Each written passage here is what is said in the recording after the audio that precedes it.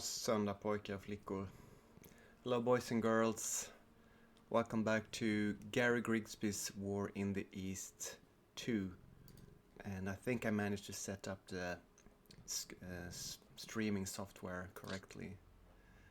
We are about to end turn 5, so I will go over the front lines and settings. It's been a while since I played this.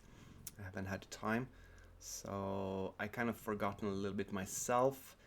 I think I have a single Soviet counterattack against the German AI this turn, and I will do a separate German attack beginning of turn 6. So if you don't want to watch the end of the Soviet turn 5, skip this video and jump to the attacks of the German AI turn 6.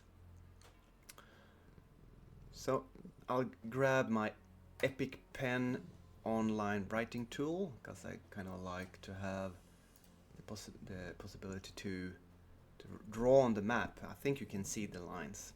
So I had to abandon the Narva line here. I had a bunch of couple of naval brigades, and they fell back this way because I just figured that I didn't have a chance to hold this western section of the front line. I still have a naval brigade in Tallinn. Probably gonna pull it out when the Germans reach there, but for now I'm holding it. So that means we have our interior secondary Leningrad militia line holding here, and the third we have some elite low strength infantry. So we're falling back from our first line to our second line, but then we have our third line behind here.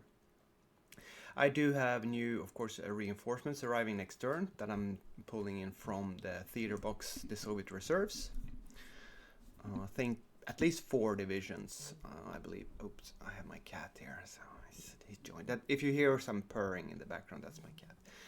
And then we have the midsection of the Leningrad front is very weak. As you can see, it's just a brigade and some low quality divisions. The defense values are 9, 6, 10. But then on the other hand, okay, I don't know how my cat changed the thickness of the pen. The Novgorod section here is a lot stronger.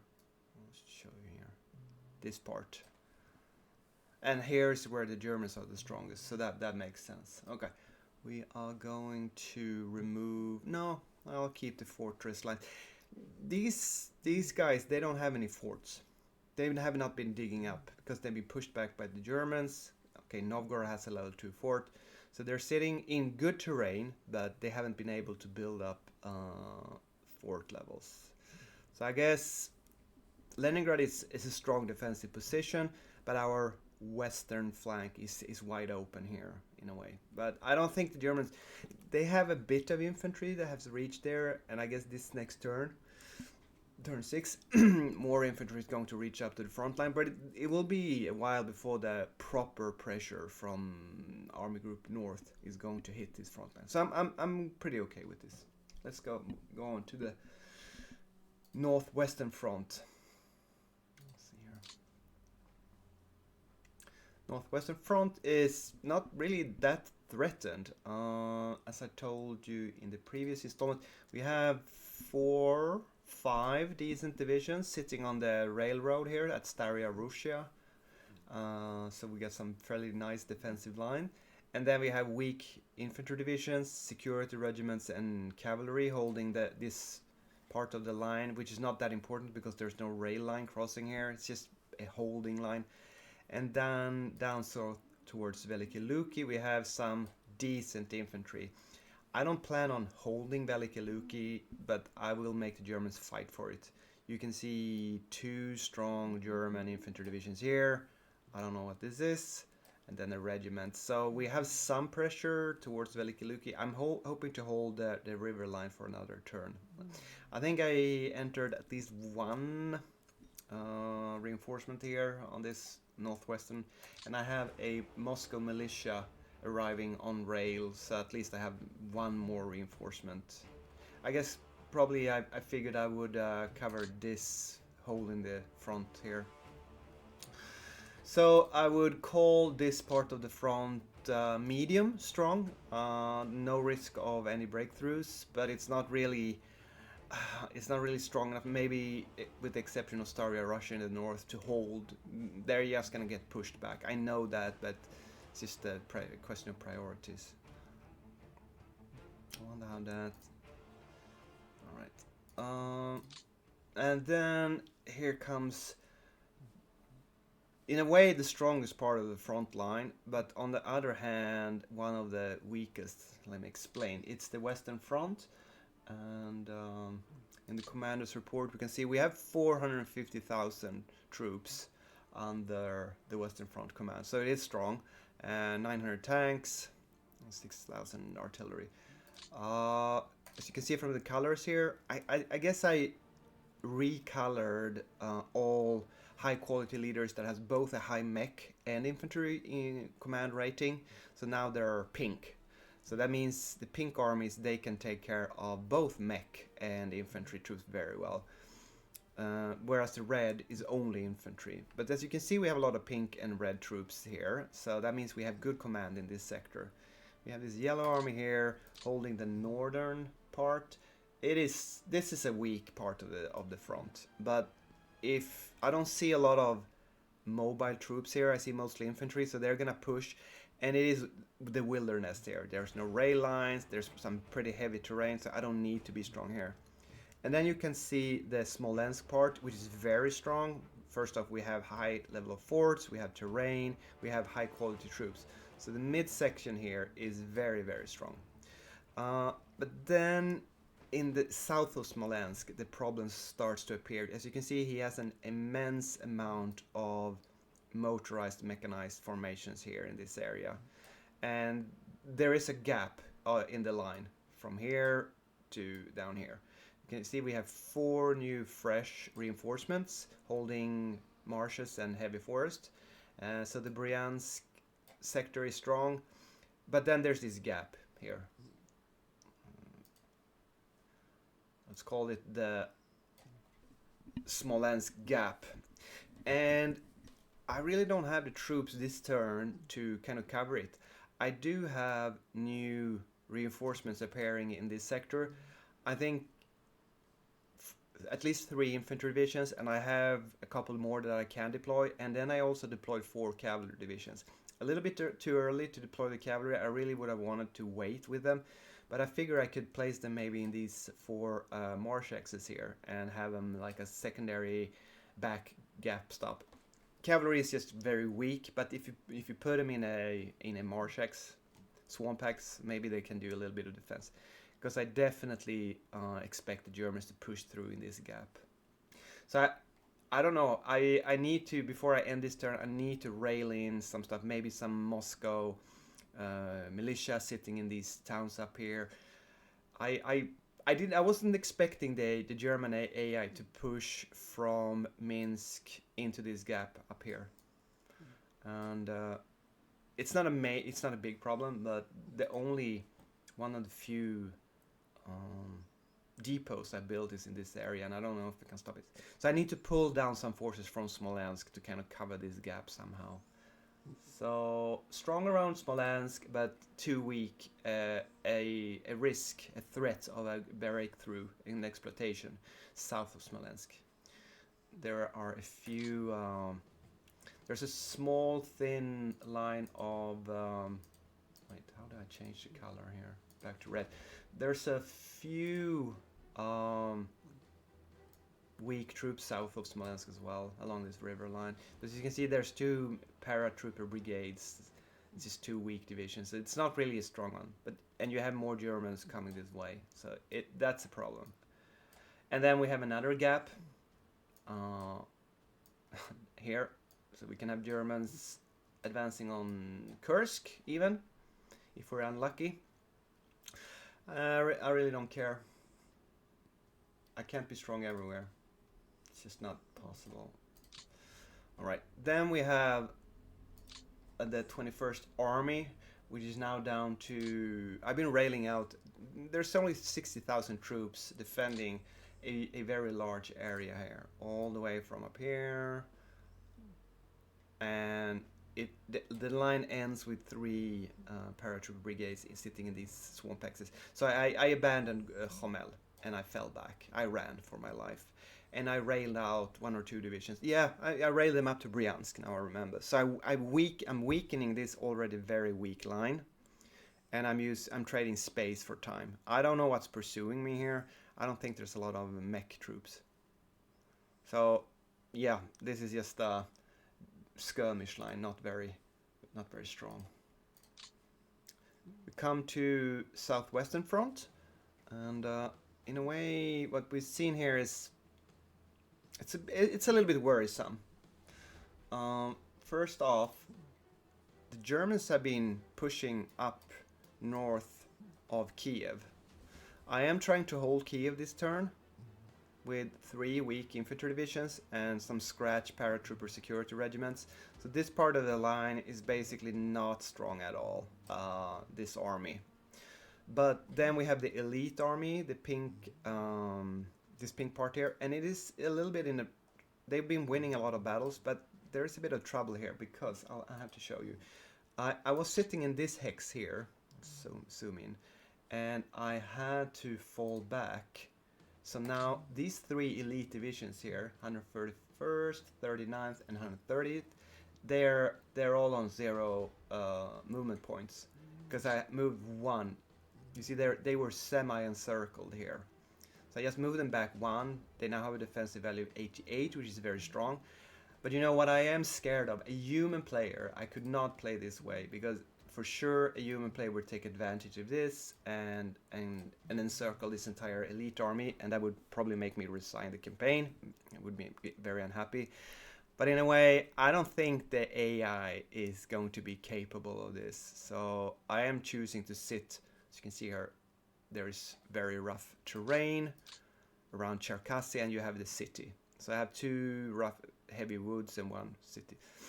But I am scared of an encirclement, so I'm going to try to disentangle me from this defensive line. But as you can see, the Germans, they're not that strong. They have low fuel. They would need to make a double pincer envelopment. It's not just a single one. So, you know, we'll see what the German AI is able to do. But I'm really hoping. And also, okay, here's my cat. He's not happy about the situation either. So obviously this part of the line is very, very strong when it comes to the Cherkasy semi-pocket here. But this line is very weak, and a human player would encircle these guys and eliminate them. I think the AI is just going to push them back. Then we have a secondary line here running along the Dnieper. We have a third line running down towards Dnipropetrovsk. And so it's not just like the Germans can just walk all over us. We even have a 4 anti-tank brigades sitting here, forming a secondary zonal control line. So I am weak. The threat is always there. The Germans almost always just follows this double rail line here and then breaks over the Kremenchug. It's just you don't want to fight at Cherkasy, or maybe you just keep on going here towards Dnipropetrovsk, following the rail line. And I intended to delay the Germans a turn or 2 here, and I achieved that goal, so that is good. But now I need to disentangle and fall back so I don't get enveloped. So I'm playing a bit of a risky game towards the AI, so because even if it's strong at the 120 morale setting, etc., it's not very good at operational movements.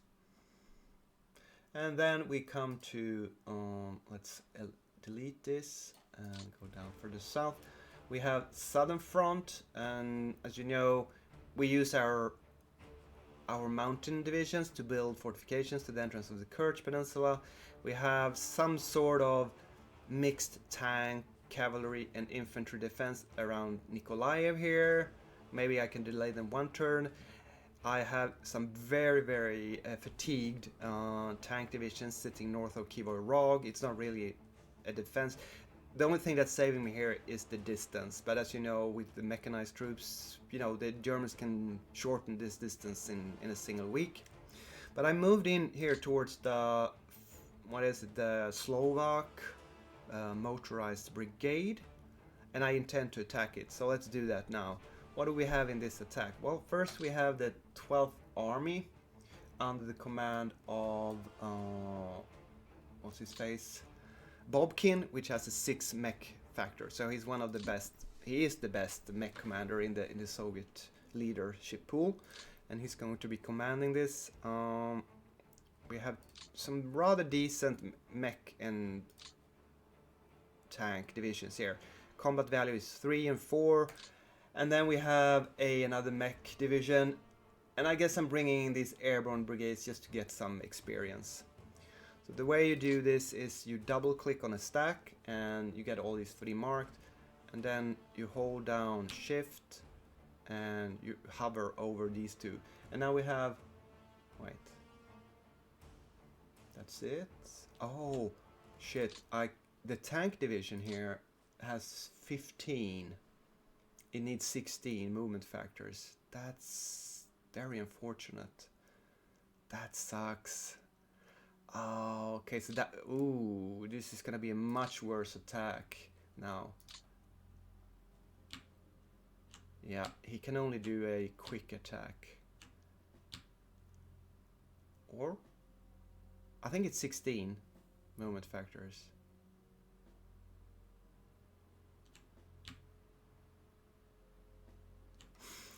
Oh shit. I misjudged that. That's really bad. So do I want to attack with 3 plus... I guess I need... Because the thing is, as you can see, I left 1 single red hex here. So I'm hoping to make this retreat inside eastwards to isolate it even more, and maybe next turn I can eliminate it.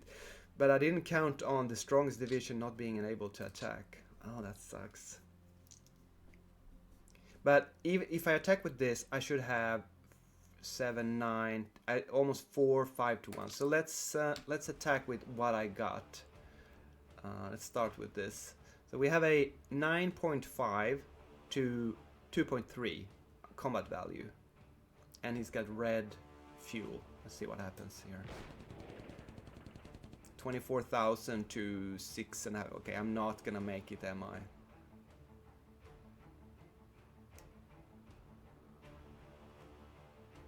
Okay, I guess I put the combat message on a very low level. I think my cat has changed the combat resolution detail message setting, because this is not the way it's supposed to be. And you really can't change that mid-battle. It's kind of risky. So, okay, that's unfortunate. I guess we just have to keep this battle running. It's put on some super slow message setting, the combat. Okay, God, I messed up so much this recording. That's what you get for using a feline field commander.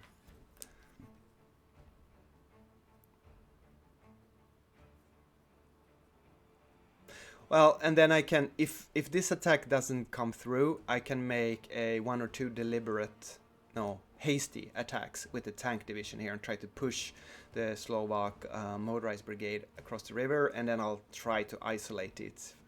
We'll see if that succeeds. Okay, because of this foul up, I'm not gonna talk a lot more. I'll summarize this combat at the start of turn 6 when the German AI is going to attack, and I'll see you then. I'm just gonna let this run for a while, but you don't have to watch the end. I will just show you the result of the battle in the start of the next video. Take care, have a very nice Sunday, and I'll see you in the next one.